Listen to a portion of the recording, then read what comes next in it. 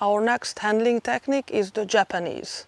Everywhere you could use the forced front cross, you can use the Japanese. So it's always a backside from the dog's perspective, and the dog has to slice the jump. So the Japanese and the forced front cross create the same line for the dog.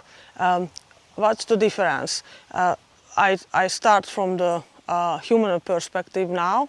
The Japanese is easier to your feet because you don't need to turn at all. You are going just straight. So it's a backside send, a backside from the dog's perspective. So you are on the takeoff side and you are facing forward. So you just a little bit turn your head. So that way you cue the dog which side of the jump to take. You go forward, you turn your head, and then you go forward again. So this technique is easier for the handlers. So especially if you have any bad knee, this is your technique. From the dog's perspective, there are dogs who always stop if you stop, or some dogs slow down too much if you turn towards them with your upper body. So the Japanese is a very good handling technique for those dogs because you are going straight, you keep your motion, and you are facing forward. So no slow down cue at all for the dog. The third thing is about the difference, the course design. Nowadays we have so many courses with huge distances, especially in Europe or at UKI. So you have a big distance before and after the jump, but somehow you have to tell your dog which side to take because we have so many over-angled jumps on the course. So if you are not able to do a forced front cross, you can do the Japanese, or if you have to get to the next critical point after the actual jump, then you can do the Japanese because it takes less time than the forced front cross because you just turn your head. You are going straight and you turn your head. Because in this technique only the head turn is cueing the lead change, more or less you have to teach it to the young dog. Dogs are of course different. Some dogs do it easily, some dogs will run by the jump, for example. So I will start with the teaching parts. So you leave the dog a little bit further away from the jump on a backside angle, and you have toy in your dog side hand.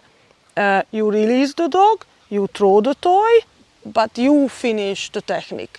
So this way you teach your dog to keep the line what you marked. It's enough to do it just twice or 3 times. It will go easily because you always reward the dog, so no option for any mistakes. The next step is that you have the toy in the other hand. So you release your dog, you move, you turn your head, and then you throw the toy over the jump.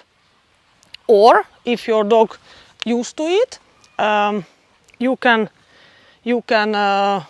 put the toy on the landing side and you release the dog, you go straight, you turn your head, and your dog will go towards the toy. But first I would throw the toy. So this is an important step, that you release your dog and then you throw the toy over the jump, because that's the most common mistake, that dogs don't take the jump, they just run by.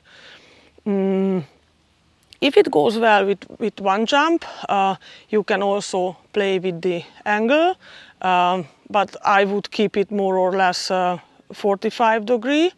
The more angle the dog, so if the dog is like perpendicular, you have to train it a lot and you have to reward it a lot, because it's not easy for each dog. 45 degree, it's okay.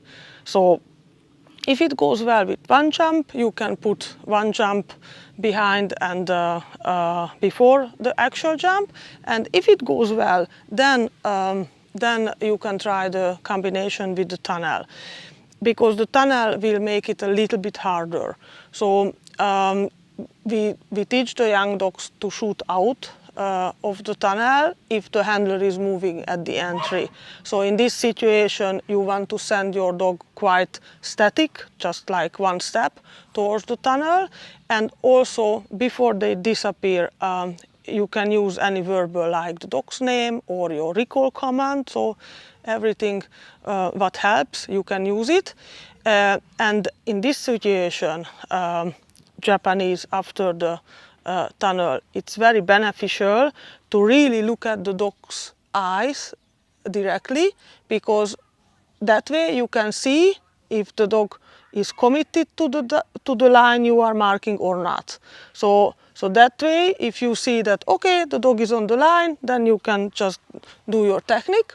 But if you see that your dog is looking the wrong side of the jump, you can save the situation. So you can turn like a forced front cross. If you turn your upper body towards the dog, then the dog will turn towards you and come easier to you. So look at the dog's eyes, because it's very, very beneficial, the information you can get.